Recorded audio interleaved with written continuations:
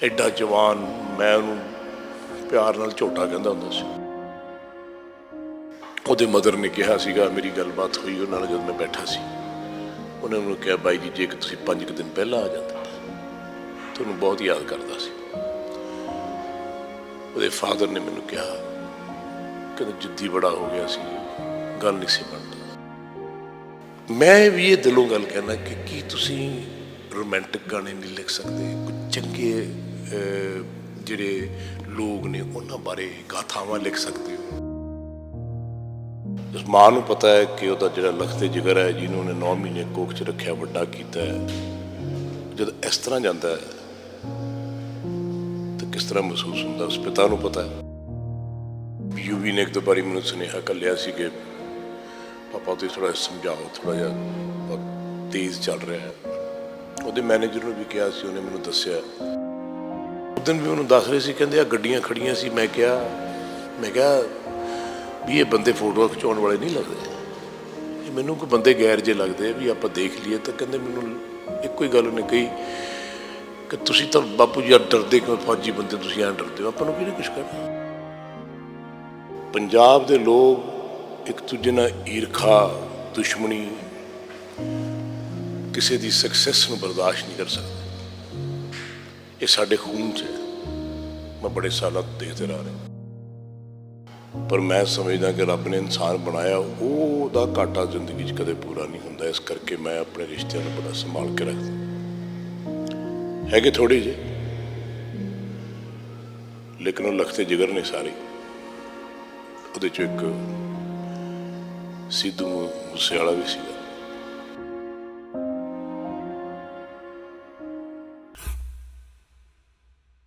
ਰੋਜ਼ਾਨਾ ਸਪੋਕਸਮੈਨ ਦੇਖ ਰਹੇ ਸਾਰੇ ਦਰਸ਼ਕਾਂ ਦਾ ਸਵਾਗਤ ਹੈ। ਜਿਸ ਤਰੀਕੇ ਦੇ ਨਾਲ ਸਿੱਧੂ ਮੂਸੇਵਾਲਾ ਜੋ ਹੁਣ ਇਸ ਦੁਨੀਆ ਵਿੱਚ ਨਹੀਂ ਰਹੇ ਨੇ, ਲੇਕਿਨ ਅੱਜ ਸਿੱਧੂ ਮੂਸੇਵਾਲੇ ਦਾ ਜਨਮ ਦਿਨ ਹੈ। ਦੇਸ਼ ਨੇ ਵਿਦੇਸ਼ਾਂ ਦੇ ਵਿੱਚ ਵੀ ਅੱਜ ਸਿੱਧੂ ਮੂਸੇਵਾਲੇ ਨੂੰ ਯਾਦ ਕੀਤਾ ਜਾ ਰਿਹਾ ਹੈ।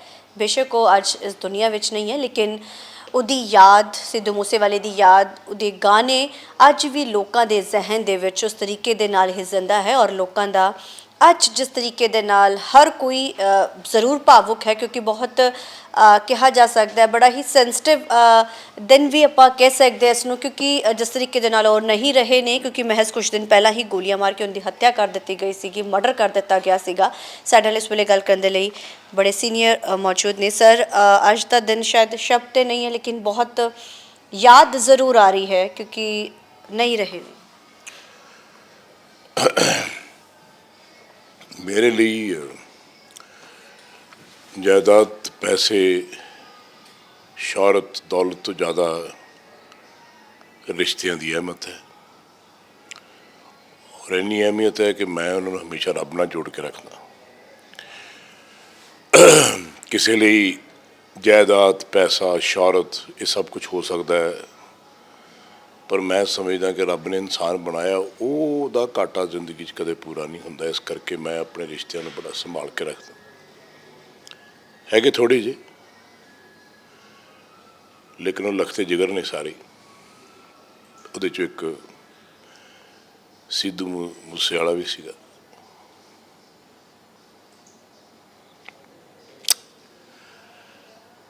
ਉਹਦੇ ਨਾਲ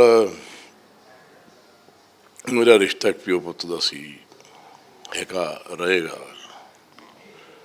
ਅਸੀਂ ਇਲੈਕਸ਼ਨਾਂ 'ਚ ਇਕੱਠੇ ਹੋਏ। ਉਸ ਤੋਂ ਪਹਿਲਾਂ ਮੇਰੇ ਬੇਟੇ ਵਿਕਟਰ ਨਾਲ ਉਹਦਾ ਬੜਾ ਪਿਆਰ ਸੀ।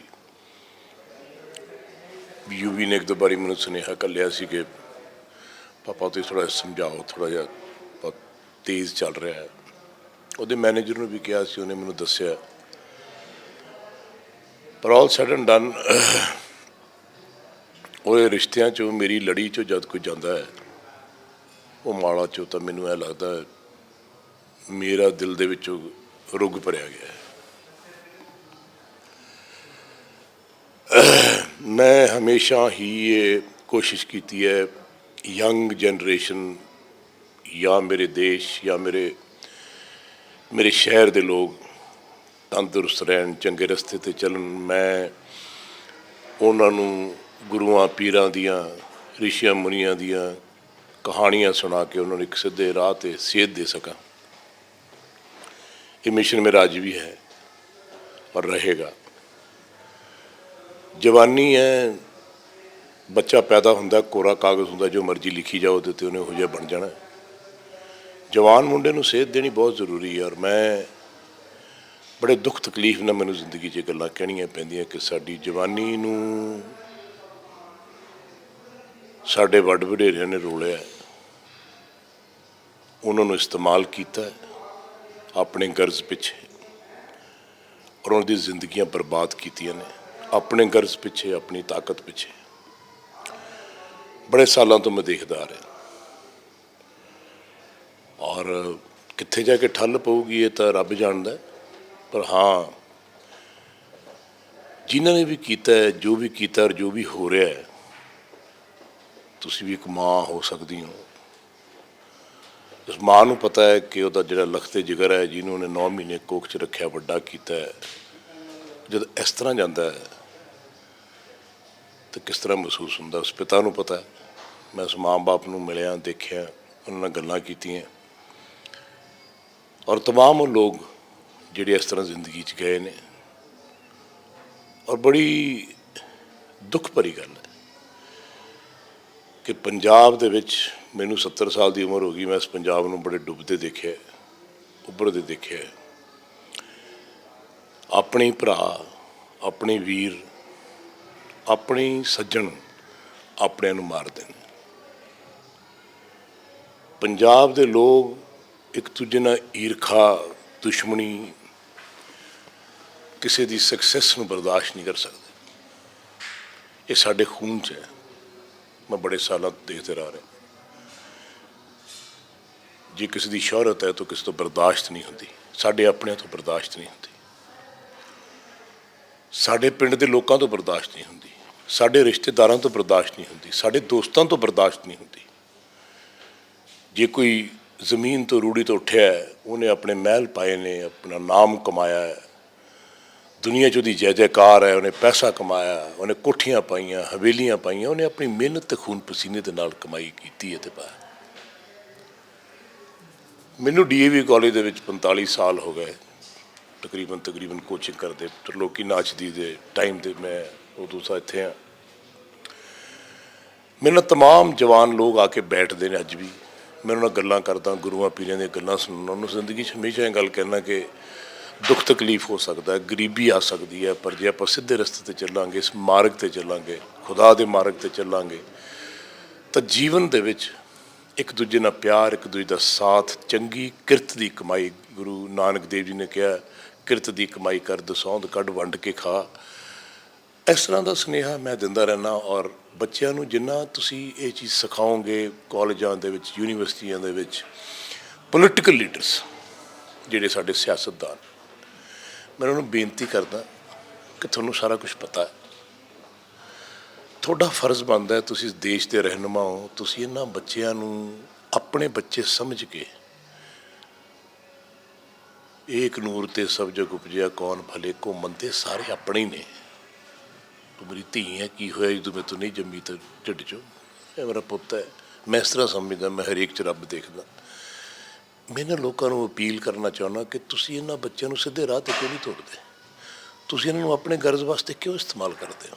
ਤੁਸੀਂ ਵੀ ਕਿਸੇ ਦੀ ਮਾਂ ਦੀ ਪੇਟ 'ਚ ਜੰਮੇ ਹੋ, ਤੁਸੀਂ ਵੀ ਕਿਸੇ ਦੇ ਪੁੱਤ ਹੋ, ਭਰਾ ਹੋ, ਸੱਜਣ ਹੋ, ਮੀਤ ਹੋ। ਇਹ ਚਲਦੇ ਅੱਜ ਜਦ ਤੁਸੀਂ ਮੂਸੇਵਾਲੇ ਦੀ ਗੱਲ ਕੀਤੀ ਹੈ, ਕੋਈ ਇਹ ਨਹੀਂ ਕਿ ਐਡਾ ਜਵਾਨ, ਮੈਂ ਉਹਨੂੰ ਪਿਆਰ ਨਾਲ ਝੋਟਾ ਕਹਿੰਦਾ ਹੁੰਦਾ ਸੀ ਜਦ ਵੀ ਅਸੀਂ ਇਕੱਠੇ ਸੀਗੇ ਪਿੱਛੇ ਇਲੈਕਸ਼ਨਾਂ ਦੇ ਵਿੱਚ। ਪਹਿਲੀ ਗੱਲ ਤਾਂ ਮੈਂ ਉਹਨੂੰ ਕਿਹਾ ਸੀ, ਯਾਰ ਅਬ ਤੇਰੇ ਮੇਰੇ ਬੰਦੇ ਨੂੰ ਇਲੈਕਸ਼ਨ ਲੜਨੀ ਨਹੀਂ ਚਾਹੀਦੀ, ਮੈਂ ਤਾਂ ਇਲੈਕਸ਼ਨ ਨਹੀਂ ਲੜਨੀ। ਪਰ ਹਾਂ, ਕੁਛ ਇਹੋ ਜਿਹੇ ਲੋਕਾਂ ਨਾਲ ਮੈਂ ਜ਼ਰੂਰ ਤੁਰਨਾ ਚਾਹੁੰਦਾ, ਜਿਹੜੇ ਲੋਕਾਂ ਨੂੰ ਮੈਂ ਸੇਧ ਦੇਣਾ ਚਾਹੁੰਦਾ। ਉਹ 'ਚ ਨਵਜੋਤ ਸਿੰਘ ਸਿੱਧੂ ਇੱਕ ਸੀਗਾ। ਬੜਾ ਮੈਂ ਕੋਸ਼ਿਸ਼ ਕੀਤੀ, ਬਹੁਤ ਮੈਨੂੰ ਪਿਆਰ ਕੀਤਾ, ਬਹੁਤ ਉਹਨੂੰ ਦੱਸਿਆ, ਕਿਹਾ, ਪਰ ਅਲਟੀਮੇਟਲੀ ਗੱਲ ਨਹੀਂ ਬਣੀ। ਚੰਨੀ ਮੈਨੂੰ ਮਿਲਿਆ, ਚੰਨੀ ਮੇਰਾ ਸਟੂਡੈਂਟ ਰਿਹਾ। ਚੰਨੀ ਨਾਲ ਮੈਂ ਚੱਲਿਆ, ਉਹਨੂੰ ਮੈਂ ਇਹ ਗੱਲ ਕਹਿ ਰਿਹਾ ਸੀ ਕਿ ਆਪਾਂ ਜ਼ਿੰਦਗੀ ਦੇ ਵਿੱਚ ਇੱਕ ਐਸਾ ਮੁਕਾਮ ਲੈ ਕੇ ਆਈਏ ਜਿੱਥੇ ਲੋਕ ਕਹਿਣ ਕਿ ਪੋਲੀਟੀਕਲ ਲੀਡਰਸ ਬੜੇ ਚੰਗੇ ਹੈ, ਬੜੇ ਸਾਫ਼ ਹੈ, ਬੜੇ ਸੁਥਰੇ ਹੈ। ਮੈਂ ਕੋਸ਼ਿਸ਼ ਕਰ ਰਿਹਾ ਸੀ, ਹੋਰ ਬਹੁਤ ਸਾਰੇ ਮਿਨਿਸਟਰਸ, ਬਹੁਤ ਸਾਰੇ MLAs, ਬਹੁਤ ਸਾਰੇ ਸੱਜਣ ਮਿੱਤਰ ਜਿਹੜੇ ਹੈਗੇ ਆ ਪੋਲੀਟੀਕਲ ਸਿਸਟਮ ਦੇ ਵਿੱਚ, ਮੇਰੀ ਉਹਨਾਂ ਨਾਲ ਵੀ ਇਹੀ ਗੱਲ ਹੁੰਦੀ, ਉਹਨਾਂ ਦੇ ਬੱਚਿਆਂ ਨਾਲ ਵੀ ਇਹੀ ਗੱਲ ਹੁੰਦੀ ਹੈ ਵੀ ਆਪਾਂ ਇਹ ਨਹੀਂ ਸਮਝਣਾ ਵੀ ਆਪਣਾ ਫਾਦਰ ਜੀ ਮਿਨਿਸਟਰ ਹੈ ਜਾਂ ਚੀਫ ਮਿਨਿਸਟਰ ਹੈ ਜਾਂ ਜੋ ਵੀ ਹੈ, ਆਪਾਂ ਆਪਦੀ ਕਿਰਤ ਦੀ ਕਮਾਈ ਖਾਣੀ ਹੈ, ਆਪਦੀ ਜ਼ਿੰਦਗੀ ਬਤਾਉਣੀ ਹੈ। ਮੈਂ ਇਹ ਗੱਲਾਂ ਕਰਦਾ ਤੇ ਦੁੱਖ ਮੈਨੂੰ ਜ਼ਰੂਰ ਹੁੰਦਾ ਹੈ, ਕਿਉਂਕਿ ਮੈਨੂੰ ਹਮੇਸ਼ਾ ਇਹ ਲੱਗਦਾ ਕਿ ਉਹ ਮੇਰੇ ਬੱਚੇ ਹੈ, ਮੇਰਾ ਬੱਚਾ ਚਲਾ ਗਿਆ, ਮੇਰਾ ਆਪ ਦਾ ਜਿਗਰ ਚਲਾ ਗਿਆ। ਉਹ ਬੇਸ਼ੱਕ ਮੂਸੇ ਵਾਲਾ ਹੈ ਜਾਂ ਕੋਈ ਹੋਰ ਹੈ ਜਾਂ ਕੋਈ ਵੀ ਇਸ ਤਰੀਕੇ ਨਾਲ ਜਾਂਦਾ, ਕੋਈ ਆਪਣੇ ਦੇਸ਼ ਵਾਸਤੇ ਸ਼ਹੀਦ ਹੁੰਦਾ, ਕੋਈ ਆਪਣੀ ਕੌਮ ਵਾਸਤੇ ਸ਼ਹੀਦ ਹੁੰਦਾ ਹੈ, ਕੁਛ ਆਪਣੀਆਂ ਧੀਆਂ ਭੈਣਾਂ ਦੀ ਇੱਜ਼ਤ ਬਚਾਉਣ ਪਿੱਛੇ ਸ਼ਹੀਦ ਹੁੰਦਾ ਹੈ, ਆਪਣੇ ਘਰ ਨੂੰ ਬਚਾਉਣ ਵਾਸਤੇ ਸ਼ਹੀਦ ਹੁੰਦਾ ਹੈ, ਔਰ ਲੋਕਾਂ ਵਾਸਤੇ ਸ਼ਹੀਦ ਹੁੰਦਾ, ਲੋਕਾਂ ਦੀ ਖੁਸ਼ੀਆਂ ਵਾਸਤੇ ਸ਼ਹੀਦ ਹੁੰਦਾ, ਇਨਸਾਨੀਅਤ ਵਾਸਤੇ ਸ਼ਹੀਦ ਹੁੰਦਾ, ਜਿਵੇਂ ਗੁਰੂ ਗੋਬਿੰਦ ਸਿੰਘ ਜੀ ਸੀ, ਜਿਵੇਂ ਸਾਡੇ 10 ਗੁਰੂ ਸੀ। ਮੈਂ ਉਹ ਚੀਜ਼ ਨੂੰ ਜਦ ਦੇਖਦਾ, ਮੈਂ ਛੇਤੀ ਕਰਕੇ ਮੇਰੀ ਅੱਖ ਨਹੀਂ ਭਰਦੀ, ਪਰ ਕਈ ਵਾਰੀ ਉਹ ਅੱਖ ਦੇ ਵਿੱਚ ਇੱਕ ਐਸਾ ਦੁੱਖ ਹੈ ਉਸ ਹੰਝੂ ਦੇ ਵਿੱਚ, ਜਿਹੜਾ ਦੱਸਣਾ ਚਾਹੁੰਦਾ ਲੋਕਾਂ ਨੂੰ ਕਿ ਇਹ ਕਾਇਨਾਤ ਆਪਣੀ ਹੈ, ਆਪਾਂ ਸਾਰੇ ਇਕੱਠੇ ਹਾਂ, ਆਪਾਂ ਇੱਕ ਦੂਜੇ ਨੂੰ ਪਿਆਰ ਨਾਲ, ਇੱਜ਼ਤ ਨਾਲ ਬੁਲਾਈਏ, ਕਰੀਏ ਚਲੀਏ, ਦੂਜੇ ਦੀ ਸ਼ੋਹਰਤ 'ਤੇ ਖੁਸ਼ ਹੋਈਏ, ਦੂਜੇ ਦੀ ਤਰੱਕੀ 'ਤੇ ਖੁਸ਼ ਹੋਈਏ। ਇਹ ਚੀਜ਼ਾਂ ਜਦ ਤੱਕ ਆਪਾਂ ਨਹੀਂ ਕੱਢਾਂਗੇ, ਆਪਣਾ ਸਮਾਜ ਖਰਾਬ ਹੁੰਦਾ ਜਾਊਗਾ। ਅੱਜ ਹਿੰਦੁਸਤਾਨ, ਪੰਜਾਬ ਜਿੱਥੇ ਖੜ੍ਹਾ ਹੈ, ਮੇਰੇ ਤੋਂ ਜ਼ਿਆਦਾ ਤੁਸੀਂ ਬੇਟਾ ਜਾਣਦੇ ਹੋ। ਸੋ ਮੈਂ, ਉਹਦੇ ਮਦਰ ਨੇ ਕਿਹਾ ਸੀਗਾ, ਮੇਰੀ ਗੱਲਬਾਤ ਹੋਈ ਉਹਨਾਂ ਨਾਲ ਜਦ ਮੈਂ ਬੈਠਾ ਸੀ, ਉਹਨਾਂ ਨੂੰ ਕਿਹਾ ਬਾਈ ਜੀ ਜੇ ਕਿ ਤੁਸੀਂ 5 ਦਿਨ ਪਹਿਲਾਂ ਆ ਜਾਂਦੇ ਤੁਹਾਨੂੰ ਬਹੁਤ ਯਾਦ ਕਰਦਾ ਸੀ। ਉਹਦੇ ਫਾਦਰ ਨੇ ਮੈਨੂੰ ਕਿਹਾ, ਕਹਿੰਦਾ ਜਿੱਦੀ ਬੜਾ ਹੋ ਗਿਆ ਸੀ, ਗੱਲ ਨਹੀਂ ਸੀ ਮੰਨਦਾ। ਮੈਂ ਬੱਚਿਆਂ ਨੂੰ ਕਹਿੰਦਾ ਆਪਣੇ ਮਾਂ ਪਿਓ ਦੀ ਗੱਲ ਸੁਣਿਆ ਕਰੋ, ਉਹ ਠੀਕ ਕਹਿੰਦੇ, ਬੜੇ ਕੰਸਰਨ ਸੀ। ਸ਼ਾਇਦ ਤੁਹਾਨੂੰ ਇਸ ਗੱਲ ਦਾ ਨਹੀਂ ਪਤਾ, ਜੇ ਉਹਨੇ ਖੇਤ ਚਲੇ ਜਾਣਾ ਇਕੱਲੇ ਨੇ ਤਾਂ ਬਾਪੂ ਨੇ ਲੈ ਕੇ 10 ਬੰਦੇ ਬੰਦੂਕਾਂ ਨਾਲ ਲੈ ਕੇ ਉਹਦੇ ਭੱਜ ਕੇ ਜਾਣਾ, ਜੇ ਉਹਨੇ ਬਾਜ਼ਾਰ ਚਲੇ ਜਾਣਾ ਤਾਂ ਉਹਦੇ ਪਿੱਛੇ ਜਾਣਾ, ਜੇ ਉਹਨੇ ਚੰਡੀਗੜ੍ਹ ਆ ਜਾਣਾ ਤਾਂ ਬੱਸ ਚੜ੍ਹ ਕੇ ਬਾਪੂ ਨੇ ਆ ਜਾਣਾ। ਉਹਨੇ ਕਈ ਵਾਰੀ ਕਹਿਣਾ ਤੁਸੀਂ ਕਿਉਂ ਬੱਸ 'ਚ ਆਉਂਦੇ ਹੋ, ਗੱਡੀ 'ਚ ਆ ਜਾ, ਕਹਿੰਦੇ ਮੈਂ ਠੀਕ ਆ। ਉਹ ਪਿਓ ਹਮੇਸ਼ਾ ਹੀ ਆਪਣੇ ਬੱਚੇ ਦੇ ਮਗਰ ਸਾਇਆ ਬਣ ਕੇ ਪਿੱਛੇ ਘੁੰਮਦਾ ਰਹਿੰਦਾ ਸੀ ਕਿ ਇਹਨੂੰ ਕੁਛ ਹੋ ਨਾ ਜਾਵੇ। ਉਹਨਾਂ ਨੂੰ ਪਤਾ ਸੀ।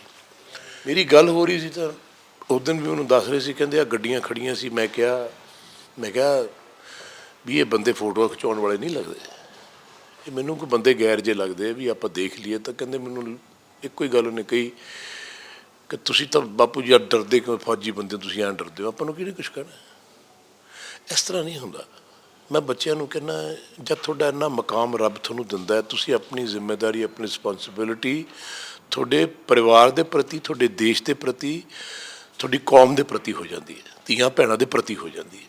ਤੁਸੀਂ ਆਪ ਇੰਡੀਵਿਜੂਅਲ ਨਹੀਂ ਰਹਿੰਦੇ, ਤੁਸੀਂ ਦੁਨੀਆ ਦੇ ਇੱਕ ਲਖਤੇ ਜਿਗਰ ਬਣ ਜਾਂਦੇ ਹੋ, ਅਤੇ ਤੁਹਾਨੂੰ ਆਪਣੇ ਆਪ ਨੂੰ ਸੰਭਾਲ ਕੇ ਚੱਲਣਾ ਚਾਹੀਦਾ। ਜਦ ਦੀਪ ਸਿੱਧੂ ਦੀ ਗੱਲ ਹੋਈ ਉਦੋਂ ਵੀ ਮੈਂ ਉਹਨੂੰ ਬੜਾ ਸਮਝਾਇਆ ਸੀ। ਮੈਂ ਕਿਹਾ ਬੇਟਾ ਇੱਕ ਤਾਂ ਨਾਪ ਤੋਲ ਕੇ ਬੋਲਿਆ ਕਰੋ, ਐਵੇਂ ਨਹੀਂ ਮੂੰਹ ਚੱਕ ਕੇ ਬੋਲੀ ਜਾਈਦਾ ਹੁੰਦਾ। ਇੱਕ ਸਮਾਂ ਸਮਰੱਥ ਵਹੀ ਅਰਜੁਨ ਕੇ ਤੀਰ, ਵਹੀ ਅਰਜੁਨ ਕਾ ਰਥ। ਇੱਕ ਵਕਤ ਵਿਚਾਰੇ ਸੋ ਬੰਦਾ ਹੋਏ, ਇਹ ਗੁਰੂ ਪੀਰ ਸਾਡੇ ਕਹਿ ਗਏ ਹੈ। ਵਕਤ ਨੂੰ ਵਿਚਾਰਨਾ ਚਾਹੀਦਾ, ਵਕਤ ਕੈਸਾ ਚੱਲ ਰਿਹਾ ਹੈ, ਉਸ ਵਕਤ ਦੇ ਹਿਸਾਬ ਨਾਲ ਚੱਲਣਾ ਚਾਹੀਦਾ। ਸੋ ਮੈਂ ਬੇਟਾ ਅਲਫਾਜ਼ ਮੇਰੇ ਕੋਲ ਹੈ ਨਹੀਂ, ਪਰ ਮੈਨੂੰ ਦੁੱਖ ਬੜਾ। ਉਹਨਾਂ ਦੇ ਮਦਰ ਨੇ ਉਦੋਂ ਕਿਹਾ ਸੀ ਰੁੱਖ ਲਾਉਣੇ, ਅੱਜ ਅਸੀਂ ਪੰਚਕੂਲੇ ਗਏ ਸੀ, ਅੱਜ 30 ਉੱਥੇ ਬੂਟੇ ਲਾਏ ਹੈ। ਅਤੇ ਮੈਂ ਬੇਨਤੀ ਕਰਕੇ ਆਇਆ, ਅਵੰਤਿਕਾ ਤਵਰ ਜੀ ਮੇਰੇ ਨਾਲ ਸੀ, ਮੇਰੀ ਬੇਟੀ ਹੈ, ਉਹਦੇ ਨਾਲ ਵੀ ਮੇਰਾ ਰਿਸ਼ਤਾ, ਬੇਸ਼ੱਕ ਮੈਂ ਉਹਨੂੰ ਜਨਮ ਨਹੀਂ ਦਿੱਤਾ ਪਰ ਮੇਰਾ ਉਹਦੇ ਨਾਲ ਪਰਿਵਾਰਿਕ ਸੰਬੰਧ ਹੈ ਕੋਈ ਪਿਛਲੇ ਜਨਮ ਦਾ। ਅਤੇ ਮੈਂ ਕਿਹਾ ਸੀ ਬੂਟੇ ਨੂੰ ਸੰਭਾਲਿਓ ਜ਼ਰੂਰ, ਇਹ ਬੂਟੇ ਆਪਾਂ ਨੂੰ ਪੰਜਾਬ ਦੇ ਸ਼ਹੀਦਾਂ ਦੀ, ਮੂਸੇ ਵਾਲਿਆਂ ਦੀ, ਹਰ ਉਸ ਧੀ ਭੈਣ ਦੀ ਇੱਜ਼ਤ ਦੀ ਰਾਖਿਆ ਦੀ ਇੱਕ ਬੜਾ ਵੱਡਾ ਦਰਖਤ ਬਣੇਗਾ ਤਾਂ ਛਾਂ ਦੇਵੇਗਾ। ਸੋ ਮੈਂ ਬਾਹਲਾ ਬੇਟਾ ਕੁਛ ਕਹਿ ਨਹੀਂ ਸਕਦਾ। ਬਟ ਸਰ ਤੁਸੀਂ ਗੱਲ ਕਰੀ ਕਿ ਸਮਾਂ ਇੱਕ ਬਹੁਤ ਬੜੀ ਚੀਜ਼ ਹੈ। ਉਹਦੇ ਫਾਦਰ ਮਦਰ ਉਸਨੂੰ ਅਕਸਰ ਸਮਝਾਉਂਦੇ ਹੁੰਦੇ ਸੀ, ਔਰ ਉਸ ਦਿਨ ਵੀ ਅਕਸਰ ਕਹਿ ਰਹੇ ਸੀ। ਸਿਸਟਮ ਦੀ ਵੀ ਤੁਸੀਂ ਅੱਜ ਗੱਲ ਕੀਤੀ ਹੈ ਕਿ ਰਾਜਨੀਤਿਕ ਕਿਤੇ ਨਾ ਕਿਤੇ ਹੋਈ ਹੈ, ਔਰ ਚੀਜ਼ਾਂ ਵਾਸਤੇ ਯੂਜ਼ ਦੀ ਵੀ ਗੱਲ ਹੋਈ, ਤਮਾਮ ਤੁਸੀਂ ਚੀਜ਼ਾਂ ਕਹੀਆਂ। ਕਾਰਨ ਸਭ ਤੋਂ ਵੱਡਾ ਕਿਆ ਮੰਨਦੇ ਹੋ? ਪੋਲੀਟੀਕਲੀ ਐਕਟਿਵ ਹੋ ਜਾਣਾ ਜਾਂ ਫਿਰ ਫੇਮ ਹੋ ਜਾਣਾ? ਕਿਆ ਮੇਨ ਤੁਹਾਡੇ ਐਜ਼ ਪਰ ਯੂਅਰ ਮਤਲਬ ਵਿਊਜ਼, ਜਿਵੇਂ ਤੁਸੀਂ ਨਾਲ ਰਹੇ ਹੋ, ਵਿਚਰੇ ਹੋ, ਉਸ ਦੇ ਨਾਲ ਸਮਾਂ ਕੱਢਿਆ ਹੈ, ਮਿਲਦੇ ਰਹੇ ਹੋ ਅਕਸਰ, ਤੁਸੀਂ ਕਿਹਾ ਤੁਹਾਨੂੰ ਅਕਸਰ ਯਾਦ ਵੀ ਕਰਦੇ ਰਹਿੰਦੇ ਸੀ, ਕਿਆ ਮੰਨਦੇ ਕਿਆ ਹੋ ਅਸਲ 'ਚ? ਕਿਉਂਕਿ ਦੇਖिए ਰਾਜਨੀਤੀ ਤੇ ਕੀਤੀ ਜਾ ਰਹੀ ਹੈ, ਹਾਲਾਂਕਿ ਲਾਅ ਐਂਡ ਆਰਡਰ ਨੂੰ ਲੈ ਕੇ ਵੀ ਕਈ ਸਵਾਲ ਸਰਕਾਰ ਦੇ ਉੱਪਰ ਖੜੇ ਕੀਤੇ ਜਾ ਰਹੇ ਨੇ, ਤਮਾਮ ਜਿਹੜੀਆਂ ਚੀਜ਼ਾਂ ਸਾਹਮਣੇ ਨਿਕਲ ਕੇ ਆ ਰਹੀਆਂ ਹੈ। ਸਰਕਾਰ ਦਾ ਕੁਛ ਪੱਖ ਹੈ, ਵਿਰੋਧੀ ਧਿਰ, ਕਿਉਂਕਿ ਵਿਰੋਧੀ ਧਿਰ ਦਾ ਕੰਮ ਤਾਂ ਹੁੰਦਾ ਹੈ ਸਰਕਾਰ ਨੂੰ ਘੇਰਨਾ, ਤਮਾਮ ਚੀਜ਼ਾਂ, ਲੇਕਿਨ ਤੁਸੀਂ ਕਿਸ ਉਸ ਨਾਲ ਵੇਖਦੇ ਹੋ? ਸਾਡੀ ਇੱਕ ਬੜੀ ਸਮੱਸਿਆ ਹੈ ਇਸ ਦੇਸ਼ ਦੀ। ਹਰੇਕ ਬੰਦਾ ਸਰਕਾਰਾਂ ਨੂੰ ਕਹੇਗਾ ਸਾਡੇ ਲਈ ਕੀ ਕੀਤਾ, ਦੇਸ਼ ਨੇ ਸਾਡੇ ਲਈ ਕੀ ਕੀਤਾ। ਅਸੀਂ ਗਰੀਬ ਹਾਂ, ਸਰਕਾਰਾਂ ਕੁਛ ਨਹੀਂ ਕਰਦੀਆਂ, ਲੀਡਰ ਕੁਛ ਨਹੀਂ ਕਰਦੇ। ਮੈਂ ਬੜੀ ਵਾਰੀ ਇਹ ਸਵਾਲ ਕੀਤਾ ਹੈ, ਜਿਹੜੇ ਲੀਡਰ ਨੇ, ਸਰਕਾਰਾਂ ਨੇ, ਇਹ ਵੀ ਤਾਂ ਆਪਣੇ ਚੋਂ ਪੈਦਾ ਹੋਏ, ਪਾਰਟ ਆਫ ਅਸ। ਤੁਹਾਡਾ ਕੀ ਫਰਜ਼ ਹੈ ਦੇਸ਼ ਦੇ ਪ੍ਰਤੀ? ਮੈਂ ਆਪਣੀ ਗੱਲ ਕਰ, ਮੈਂ ਆਪਣੇ ਦੇਸ਼ ਦੇ ਲੋਕਾਂ ਨੂੰ ਸਿੱਧੇ ਰਾਹ 'ਤੇ ਪਾਵਾਂ। ਮੈਂ ਆਪਣਾ ਇੱਕ ਬੇਟਾ ਪੈਦਾ ਕੀਤਾ, ਉਹਨੂੰ ਬਣਾਇਆ, ਦੇਸ਼ ਵਾਸਤੇ ਕੁਰਬਾਨ ਹੋਣ 'ਤੇ ਚਲਾ ਗਿਆ, ਮੇਰਾ ਫਰਜ਼ ਸੀ। ਮੈਂ ਦੇਸ਼ ਨੂੰ ਕੀ ਦੇ ਰਿਹਾ ਇਹ ਜ਼ਰੂਰੀ ਹੈ। ਮੈਂ ਪਿਛਲੇ 50 ਸਾਲ ਤੋਂ DAV ਕਾਲਜ ਦੇ ਵਿੱਚ ਤਮਾਮ ਅਕੈਡਮੀਆਂ ਚਲਾ ਕੇ ਬੱਚੇ ਪੈਦਾ ਕਰ ਰਿਹਾ, ਉਹਨਾਂ ਨੂੰ ਕ੍ਰਿਕਟਰਸ ਬਣਾ ਰਿਹਾ, ਚੰਗੇ ਇਨਸਾਨ ਬਣਾ ਰਿਹਾ, ਚੰਗੇ ਬਿਜ਼ਨਸਮੈਨ ਬਣਾ ਰਿਹਾ। 30-40 ਹਜ਼ਾਰ ਬੱਚਾ ਇਸ ਦੁਨੀਆ ਦੇ ਵਿੱਚ ਜੈ ਜੈਕਾਰ ਹਿੰਦੁਸਤਾਨ ਦੀ ਹੋ ਰਹੀ। ਮੈਂ ਆਪਣੀ ਰਖਵਾਲੀ ਖੁਦ ਕਰ ਰਿਹਾ, ਰਿਸਪੌਂਸਿਬਿਲਿਟੀ ਖੁਦ ਹੈ। ਮੈਂ ਨਸ਼ੇ ਕਿਉਂ ਕਰ ਰਿਹਾ, ਮੈਂ ਇੰਡੀਵਿਜੂਅਲ ਆਦਮੀ ਕੀ ਕਰ ਰਿਹਾ, ਮੈਨੂੰ ਕੀ ਕਰਨਾ ਚਾਹੀਦਾ, ਇਹ ਸਿੱਖਿਆ ਹੈ। ਇਹਦੇ ਵਿੱਚ ਪੋਲੀਟੀਕਲ ਸਿਸਟਮ ਦਾ ਅਤੇ ਪੋਲੀਟੀਸ਼ੀਅਨ ਦਾ ਕੋਈ ਹੱਥ ਨਹੀਂ ਹੈ। ਤੁਸੀਂ ਜੇ ਆਪਣੀ ਜ਼ਿੰਦਗੀ ਕਿਸ ਭਾਅ ਵੇਚਣਾ ਚਾਹੁੰਦੇ ਹੋ, ਬੇਸ਼ਕੀਮਤ ਬਣਾਉਣਾ ਚਾਹੁੰਦੇ ਹੋ ਜਿਹਦੀ ਕੋਈ ਕੀਮਤ ਨਾ ਹੋਵੇ, ਜਾਂ ਤੁਸੀਂ ਆਲੂਆਂ ਦੇ ਭਾਅ ਵੇਚਣੀ ਹੈ ਜਾਂ ਮਿੱਟੀ ਦੇ ਭਾਅ ਵੇਚਣੀ, ਤੁਹਾਡੀ ਆਪਣੀ ਚੋਇਸ ਹੈ। ਮੈਂ ਮੰਨਦਾ ਕਿ ਗਰੀਬੀ ਬੜੀ ਹੈ, ਲੇਕਿਨ ਕੁਛ ਲੋਕ ਗਰੀਬੀ 'ਚ ਰਹਿ ਕੇ ਬੜੇ ਖੁਸ਼ ਨੇ, ਕਿਉਂਕਿ ਜ਼ਿੰਦਗੀ ਦੇ ਵਿੱਚ ਉਹ ਪਾਇਦਾਨ 'ਤੇ ਚੱਲਦੇ ਨੇ ਜਿਹੜੇ ਗੁਰੂਆਂ ਪੀਰਾਂ ਦੇ ਦੱਸੇ ਹੋਏ ਨੇ। ਹਰ ਚੀਜ਼ 'ਚ ਆਪਾਂ ਸਿਸਟਮ ਦੀ ਗੱਲ ਕਰਦੇ ਹਾਂ। ਸਿਸਟਮ ਬਣਾਇਆ ਕਿਹਨੇ ਹੈ? ਅਸੀਂ ਬਣਾਇਆ। ਮੈਂ ਲੋਕਾਂ ਨੂੰ ਇਹ ਪੁੱਛਣਾ ਚਾਹੁੰਦਾ, ਤੁਹਾਡਾ ਕੀ ਫਰਜ਼ ਬਣਦਾ ਹੈ ਕਿ ਆਪਾਂ ਉੱਠ ਕੇ, ਕੋਈ ਗੱਲ ਹੁੰਦੀ ਸਰਕਾਰ ਨੂੰ ਘੇਰ ਲੈਂਦੇ ਹਾਂ, ਕੋਈ ਗੱਲ ਹੁੰਦੀ ਹੈ ਲੀਡਰਾਂ ਨੂੰ ਘੇਰ ਲੈਂਦੇ ਹਾਂ, ਕੋਈ ਗੱਲ ਹੁੰਦੀ ਹੈ ਤੁਸੀਂ ਮੀਡੀਆ ਨੂੰ ਘੇਰ ਲੈਂਦੇ ਹੋ, ਕੋਈ ਗੱਲ ਹੁੰਦੀ ਹੈ ਤੁਸੀਂ ਇਹ ਗੱਲਾਂ ਕਰ ਰਹੇ ਹੋ। ਤੁਸੀਂ ਆਪਣੇ ਆਪ ਨੂੰ ਕਦੇ ਦੇਖਿਆ ਤੁਸੀਂ ਕਿੱਥੇ ਖੜੇ ਹੋ? ਤੁਹਾਡੀ ਯਾਦ ਹੋਊਗਾ ਜਿਵੇਂ ਕਿਸਾਨ ਅੰਦੋਲਨ 'ਚ ਗੱਲ ਕਹਿੰਦਾ ਸੀ, ਇਹ ਸਾਰੇ ਫਰਜ਼ ਸਰਕਾਰਾਂ ਦੇ ਅਤੇ ਮੀਡੀਆ ਦੇ ਨੇ, ਤੁਹਾਡਾ ਫਰਜ਼ ਕੋਈ ਨਹੀਂ। ਤੁਸੀਂ ਆਪ ਕੀ ਕਰ ਰਹੇ ਹੋ? ਤੁਸੀਂ ਆਪ ਆਪਣੇ ਗਰੇਬਾਂ 'ਚ ਝਾਤੀ ਮਾਰ ਕੇ ਦੇਖੋ, ਤੁਸੀਂ ਕਿੱਥੇ ਖੜੇ ਹੋ? ਤੁਸੀਂ ਆਪ ਉਹ ਤਮਾਮ ਕੰਮ ਕਰ ਰਹੇ ਹੋ ਜਿਨ੍ਹਾਂ ਕਰਕੇ ਤੁਸੀਂ ਲੋਕਾਂ ਨੂੰ ਰਿਸਪੌਂਸਿਬਲ ਠਹਿਰਾਉਂਦੇ ਹੋ। ਮੈਂ ਇਸ ਗੱਲ ਨੂੰ ਨਹੀਂ ਮੰਨਦਾ। ਜਦ ਤੱਕ ਹਰ ਇੰਡੀਵਿਜੂਅਲ ਆਦਮੀ ਆਪਣੇ ਦੇਸ਼ ਨਾਲ, ਆਪਣੀ ਕੌਮ ਨਾਲ, ਆਪਣੇ ਲੋਕਾਂ ਨਾਲ ਦਿਲੋਂ ਮੁਹੱਬਤ ਪਿਆਰ ਨਹੀਂ ਕਰੇਗਾ, ਜਦ ਤੱਕ ਉਹਨੂੰ ਸਾਰਿਆਂ 'ਚ ਰੱਬ ਨਹੀਂ ਦਿਸੇਗਾ, ਉਹ ਕੰਪਲੇਂਟ ਹੀ ਕਰਦਾ ਰਹੇਗਾ। ਭਗਵੰਤ ਮਾਨ ਕੱਲ੍ਹ ਆਇਆ, ਅਜੇ ਉਹਨੂੰ 2 ਮਹੀਨੇ ਨਹੀਂ ਹੋਏ ਕੁਰਸੀ 'ਤੇ ਬੈਠੇ, ਤੁਸੀਂ ਉਹਦੇ ਗਲ ਪੈ ਗਏ। ਫॉर ਵਾਟ? ਉਹਨੂੰ ਟਾਈਮ ਦਿਓ। ਤੁਸੀਂ ਲੈ ਕੇ ਆਂਦਾ, ਚੂਜ਼ ਕੀਤਾ, ਆਪਾਂ ਸਾਰੇ ਲੈ ਕੇ ਆਏ ਹਾਂ। Media, everybody is responsible. 1 ਸਾਲ, 2 ਸਾਲ, 3 ਸਾਲ ਟੈਨਿਓਰ ਦਿਓ, 5 ਸਾਲ ਦਾ, ਫਿਰ ਦੇਖਾਂਗੇ ਕੀ ਬਣਦਾ। ਆਫਟਰ ਆਲ ਕੁਛ ਤਾਂ ਆਪਾਂ ਨੂੰ ਕਰਨਾ ਪੈਣਾ। ਪਰ ਮੈਂ ਸਮਝਦਾ ਕਿ ਅਸੀਂ ਲੋਕ ਨਾ ਬਲੇਮ ਗੇਮ ਬਹੁਤ ਖੇਡਦੇ ਹਾਂ, ਬਲੇਮਿੰਗ ਅਦਰਸ। ਮੈਂ ਇਸ ਗੱਲ 'ਚ ਬਿਲੀਵ ਨਹੀਂ ਕਰਦਾ। ਮੈਂ ਕੀ ਕੀਤਾ, ਮੈਂ ਸੁਸਾਇਟੀ ਵਾਸਤੇ ਕੀ ਕੀਤਾ, ਮੈਂ ਦੇਸ਼ ਵਾਸਤੇ ਕੀ ਕੀਤਾ, ਉਹ ਇੰਪੋਰਟੈਂਟ ਹੈ। ਤੇ ਅੱਜ ਆਖਰੀ ਸਵਾਲ ਹੈ ਸਰ, ਕਿਉਂਕਿ ਸਿੱਧੂ ਮੂਸੇਵਾਲੇ ਦੀ ਯਾਦ, ਕਿਉਂਕਿ ਅਹਿਮ ਦਿਨ ਹੈ, ਜਨਮ ਦਿਨ ਅੱਜ ਹੈ। ਹਾਲਾਂਕਿ ਇਸ ਦੁਨੀਆ ਵਿੱਚ ਨਹੀਂ ਰਹੇ ਨੇ, ਮਾਂ ਬਾਪ ਦੇ ਲਈ ਜ਼ਾਹਿਰ ਹੈ, ਔਰ ਤੁਸੀਂ ਇਸ ਚੀਜ਼ ਦਾ ਦੁੱਖ ਸਮਝ ਸਕਦੇ ਹੋ। ਜਦੋਂ ਤੁਹਾਡਾ ਬੇਟਾ ਟਰੀਟਮੈਂਟ ਦੇ ਲਈ ਗਿਆ ਸੀਗਾ, ਇੱਕ ਡਰ ਇੱਕ ਬਾਪ ਦਾ ਜਿਹੜਾ ਹੁੰਦਾ ਸੀ, ਉਹ ਸਮਾਂ ਵੀ ਤੁਸੀਂ ਦੇਖਿਆ ਹੈ। ਹਾਲਾਂਕਿ now he is fine and he is fit, but Sidhu ਮੂਸੇਵਾਲੇ ਦੀ ਅਗਰ ਆਪਾਂ ਗੱਲ ਕਰਦੇ ਹਾਂ ਤਾਂ ਸ਼ਾਇਦ ਤੁਸੀਂ ਇਸ ਚੀਜ਼ ਨੂੰ ਬਹੁਤ ਅੱਛੀ ਤਰ੍ਹਾਂ ਸਮਝ ਸਕਦੇ ਹੋ।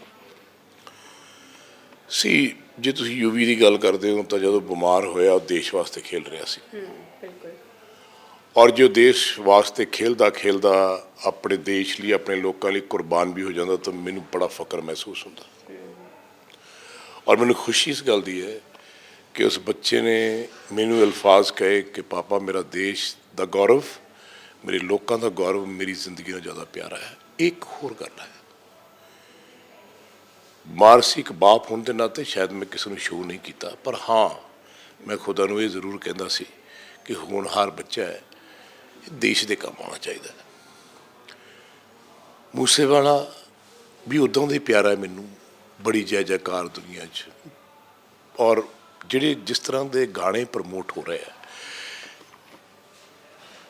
ਮੈਂ ਵੀ ਇਹ ਦਿਲੋਂ ਗੱਲ ਕਹਿਣਾ ਕਿ ਕੀ ਤੁਸੀਂ ਰੋਮਾਂਟਿਕ ਗਾਣੇ ਨਹੀਂ ਲਿਖ ਸਕਦੇ, ਕੁਝ ਚੰਗੇ ਜਿਹੜੇ ਲੋਕ ਨੇ ਉਹਨਾਂ ਬਾਰੇ ਗਾਥਾਵਾਂ ਲਿਖ ਸਕਦੇ ਹੋ, ਹਰੀ ਸਿੰਘ ਨਲੂਆ ਗਾ ਸਕਦੇ ਹੋ, ਅਕਾਲੀ ਫੂਲਾ ਸਿੰਘ ਗਾ ਸਕਦੇ ਹੋ, ਹੋਰ ਗਾ ਸਕਦੇ ਹੋ, ਸ਼ਹੀਦ ਭਗਤ ਸਿੰਘ ਗਾ ਸਕਦੇ ਹੋ। ਸਾਨੂੰ ਜ਼ਿੰਦਗੀ 'ਚ ਹਰ ਚੀਜ਼ ਦੇ ਹਥਿਆਰ ਕਿਉਂ ਦਿਖਦੇ ਹੈ? ਹਾਂ, ਮੈਂ ਮੰਨਦਾ ਕਿ ਤੁਹਾਡੇ ਕੋਲ ਵੈਪਨ ਜਿਹੜਾ ਹੈ ਉਹ ਆਪਣੀ ਸੈਲਫ ਡਿਫੈਂਸ ਵਾਸਤੇ ਗੁਰੂ ਸਾਹਿਬ ਦੇ ਗਏ। ਜੇ ਤੁਸੀਂ ਹੋ ਜਾਂ ਤੁਹਾਡੇ ਕੋਲ ਵੈਪਨ ਨਹੀਂ ਹੈ, ਸਰਕਾਰ ਨੂੰ ਵੈਪਨ ਦੇਣਾ ਚਾਹੀਦਾ ਹਰੇਕ ਨੂੰ, ਪਰ ਉਹ ਸੈਲਫ ਡਿਫੈਂਸ ਵਾਸਤੇ, ਗਰੀਬ ਦੁਰਬੇ ਦੀ ਸੇਵਾ ਕਰਨ ਵਾਸਤੇ। ਇੱਕ ਧੀ ਤੁਰੀ ਜਾਂਦੀ ਹੈ, ਉਹਨੂੰ ਕਿਸੇ 10 ਬੰਦੇ ਨੇ ਫੜ ਲਿਆ, ਤੁਸੀਂ ਉਹਦੇ ਵਾਸਤੇ ਮਰ ਜਾਓ, ਕੁਰਬਾਨ ਹੋ ਜਾਓ, ਉਹਦੀ ਇੱਜ਼ਤ ਬਚਾਉਂਦੇ, ਆਈ ਕੈਨ ਅੰਡਰਸਟੈਂਡ।